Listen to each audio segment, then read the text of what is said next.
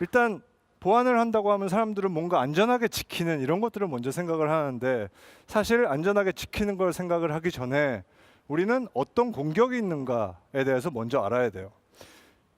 그래서 저 유명한 미국의 암호학자인 브루스 슈나이어는 뭐라고 얘기를 했냐면, 보안을 잘하기 위해서는 공격자의 마음으로, 나쁜 적의 마음으로 그렇게 세상을 보지 않으면은 우리가 보안을 절대로 할 수 없다. 이렇기 때문에 저는 불나방 같이 끊임없이 취약점을 찾으면서 어떤 이러이러한 취약점이 있으니까 미리 막아야 된다, 이런 연구를 하고 있어요. 그래서 한 가지 예를 들어 볼게요.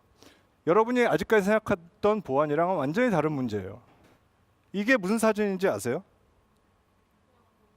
보안검색대, 공항에 있는 보안검색대예요. 그래서 미국에서 9.11 이후에 새로운 시스템을 도입을 했어요. 그래서 요즘에 미국 공항에 들어갈 때는 이제 이러고 사진을 찍죠. 그럼 저 사진이 엑스레이가 앞과 뒤를 찍도록 돼 있어요. 이 시스템은 너무 좋아서 모든 금속 물질을 검은색으로 표현을 해줘요. 그래서 저기 보시면은 목걸이, 그 다음에 뭐 허리띠, 총, 칼 같은 거를 검은색으로 표현을 해주기 때문에 금속재, 무기를 가지고 들어가면은 쉽게 탐지를 할 수 있겠죠. 플로리다의 어느 한 청년이 근데 올란도 공항을 금속재 칼을 지니고 통과를 했어요. 어떻게 통과를 했을까요? 이 그림 안에 답이 있어요. 어디? 여기 다리 사이. 다리 사이에. 거의 정답이에요. 왜 다리 사이라고 얘기를 했을까요? 까매서. 배경 화면이 검은색이고 금속 물질도 검은색이기 때문에 모든 접점이 되는 곳은 취약점이 되는 거겠죠. 실제로 올란도의 이 청년은 옷 안에 주머니를 하나 만들어서 여기다가 칼을 넣고 통과를 한 거예요. 그러면 이 시스템을 어떻게 안전하게 구현을 할 수 있을까요? 굉장히 쉬운 방법은 어떻게 하면 되냐면은 금속재 물질을 빨간색으로만 표현했으면, 한 가지 색깔만 더 썼으면은 이 시스템은 안전하게 구현할 수 있었어요. 아시겠죠? 우리가 보통 뭐 해킹하면 뭐 컴퓨터로 뭐 북한이 뭘 하고 이런 것들을 생각을 많이 하지만, 사실은 생활 속에 있는 굉장히 많은 이런 시스템들이 이런 취약점들을 가지고 있어요.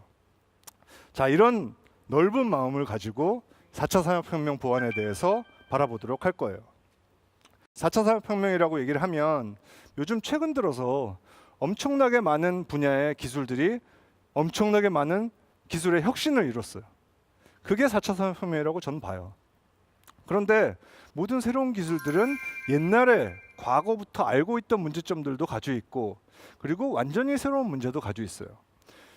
여러분, 요즘에 4차 산업혁명에서 제일 학생들이 관심 많은 게 뭐가 있나요? 네? 머신러닝, 딥러닝, 에이 그거 말고, 그건 학문적으로 그런 거고 돈, 비트코인. 그리고 요즘에 계속 이슈가 되고 있는 게 뭐 거래소 해킹. 4차 산업혁명 기술 같잖아요. 사실 거래소 해킹 문제는 그냥 옛날에 서버 보안 취약점, 웹서버 취약점 하는 거랑 그렇게 크게 다른 문제가 아니에요. 이런 것 같이 모든 새로운 기술들도 사실은 과거의 문제점들, 예를 들어서 뭐 운영체제의 문제점, 네트워크의 문제점, 소프트웨어 보안의 문제점, 이런 과거의 문제점들이 사실 상당히 많이 존재를 하고, 문제는 이 새로운 기술 섹터에서 일을 하는 사람들이 이 보안을 잘 몰라서 지금 잘 못하고 있는 경우들이 가끔 발견이 돼요. 이거는 한 해킹 대회에 나왔던 실제로 시험 문제였어요. 그래서 뭐 CCTV를 해킹하라 이런 문제가 나와서 막 해킹을 하고 들어갔더니 병원에 병상이 나온 거예요. 병원 안에서 여러 가지 굉장히 프라이버시 관련된 여러 가지 일들이 많이 일어나는데, 그것들을 누구나 외부에서 볼 수 있는 거잖아요. 이거 어떻게 안전하게 만드냐? 뭐 이미 다 알고 있는 방법들이 굉장히 많이 존재를 해요. 두 번째, 가상화폐 거래소 해킹. 뭐 최근에 유빗이라는 가상화폐 거래소가 해킹으로 파산했다. 이것도 굉장히 오래된 문제점들을 제대로 안 했을 뿐이에요. 세 번째로, 드론 해킹도 사람들이 생각하면 드론을 도대체 어떻게 해킹을 하지 어쩌고 저쩌고 생각을 하지만, 와이파이 보안을 안 걸어놔서 해킹을 했다. 와이파이 보안 우리 잘 알잖아요. 이런 거는 우리가 얼마든지 안전하게 설계를 할 수가 있어요. 신기술 하면은 요즘에 제일 먼저 저는 이 사진을 항상 먼저 보여드려요. 이게 혹시 무슨 사진인지 아는 분 있으세요? 테슬라의 자율주행차 사고 장면이에요. 긴 트레일러가 고속도로에서 비보호 좌회전을 하고 있었어요. 그런데 트레일러가 비보호 좌회전을 하는데 시간이 오래 걸리는데 자율주행을 하고 있던 테슬라가, 저 1번이 테슬라가 쭉 가다가 멈추지 않고 트레일러 밑으로 들어갔어요. 앨런 머스크가 나와서 뭐라고 얘기를 하냐면, 카메라 센서가 캘리포니아의 맑은 하늘과 트레일러의 옆구리를 구별을 할 수 없었다. 테슬라에 사용한 카메라 센서가 이랬다. 그리고 사실은 이렇게 사고로 죽은 친구는 보상을 한 푼도 못 받았어요. 왜냐하면 사용자가 유저 어그리먼트를 쓴 게 있어요. 사용자는 항상 앞을 봐야 되고, 근데 증거를 찾아보면은 이 친구가 7초 동안 앞을 안 봤대요.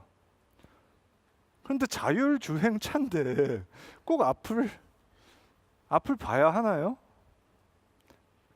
자율주행이 제대로 되기 위해서 가장 핵심적인 게 뭐가 있을까요? 일단 봐야 되겠죠. 눈이 있어야 돼요.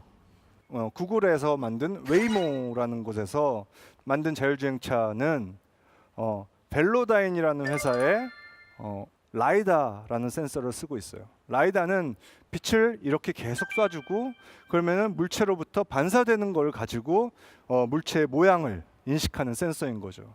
그런데 빛을 보내고 받으면은 이제 받는 쪽에 센서가 또 있을 거 아니에요? 받는 쪽의 센서에다가 우리가 굉장히 강한 빛을 보내면 어떻게 될까요? 안 보이게 되겠죠.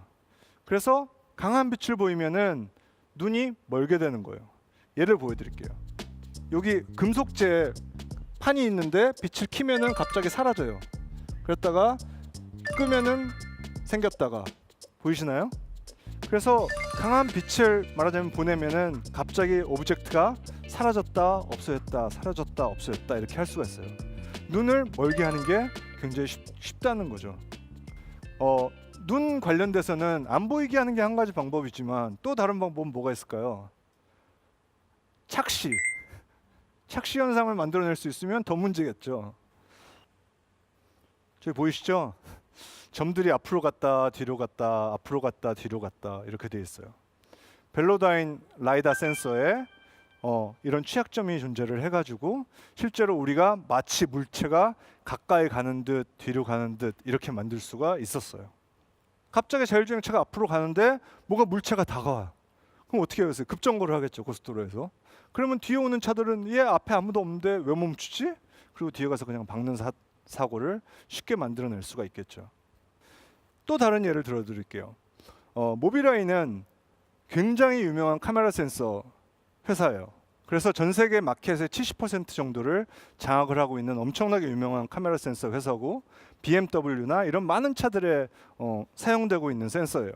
그래서 요즘에 AI 기술이 발전되다 보니까 여기 보시면은 이제 초록색으로 이렇게 박스들이 그려져 있잖아요. 차, 사람 이런 식으로 분류까지 해주는 굉장히 좋은 센서가 모빌아이 센서예요. 여러분 카메라를 잘 아시죠? 카메라는 당연히 역광이 되면 사진이 안 찍히잖아요. 그러니까 똑같이 카메라 센서도 당연히 강한 빛을 비추면은 앞이 안 보이게 되겠죠. 그래서 저희가 이제 몇 가지 실험을 해봤어요. 첫 번째는 TV에다가 비디오를 틀어놨어요. 그리고 저기 보시면은 저게 실제로 모빌아이가 디텍트하는 것들을 텍스트로 이렇게 막 표현을 해줘요. 근데 우리가 레이저를 키니까 갑자기 아무것도 왼쪽에 디텍트를 못하기 시작을 하는 거예요. 그래서 모빌아이 카메라 센서도 굉장히 눈이 멀도록 하는 게 너무 쉽다. 그러면 자율주행차는 어떡하란 말이냐. 그런데 더 웃긴 거는 모빌아이가 이렇게 아까 물체들을 인식을 하고 캐테고라이즈를 해준다고 했잖아요. 그래서 학부학생이 포샵을 하고 모빌아이한테 물어봤어요. 이게 뭐야?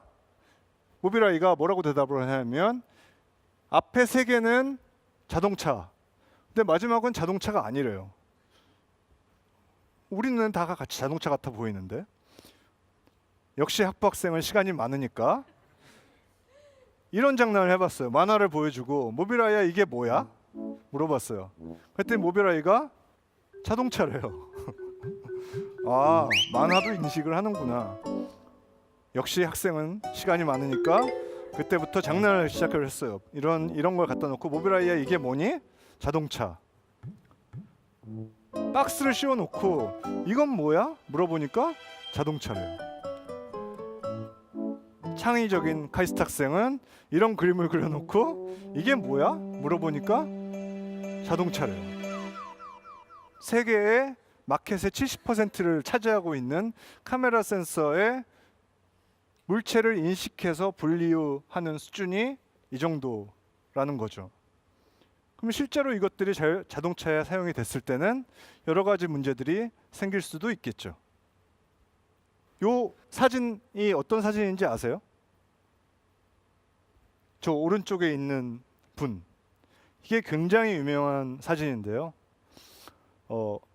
뇌과학이 요즘에 굉장히 많이 발전을 해서 평생을 반신불수로 살았던 분의 머리에다가 탐침을 해서 머리에서 오는 신호를 읽어서 로봇 팔을 움직여서 자기가 평생 동안 못하던 자기의 의지로 커피를 마시는 사진인 거예요. 아름답죠.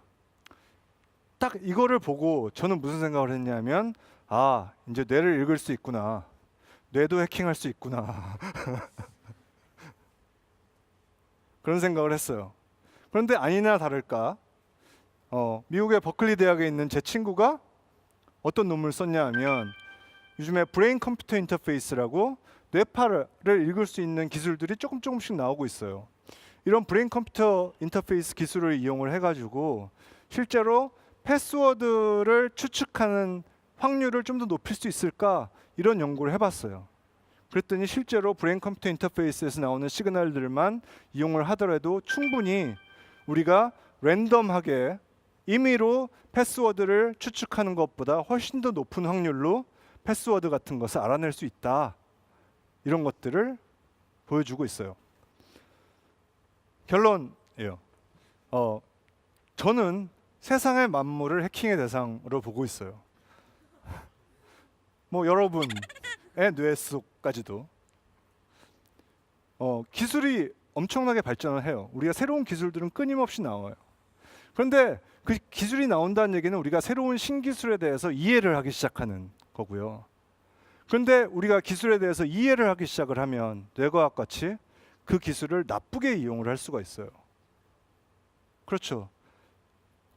아까 뇌과학 기술이 좀 더 발전을 하면 우리가 누구의 마음속을 읽을 수도 있고 좀 더 발전을 하면 여러분의 기억을 지울 수도 있고 혹은 기억을 실제로 덮었을 수도 있을지도 몰라요.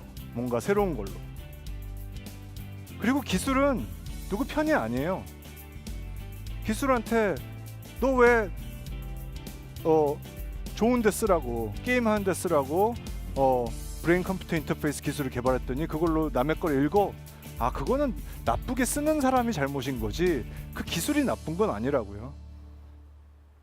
4차 산업혁명 기술 많은 기술들은 끊임없이 나올 거고 거기에 끊임없이 많은 취약점들이 나올 거고 그런데 우리가 그런 취약점들을 미리 알고 이런 것들을 미리 고쳐 나갈 수 있다면 어쩌면은 우리가 4차 산업혁명 기술을 새로운 방향에서 선도할 수 있지 않을까 그렇게 생각을 합니다.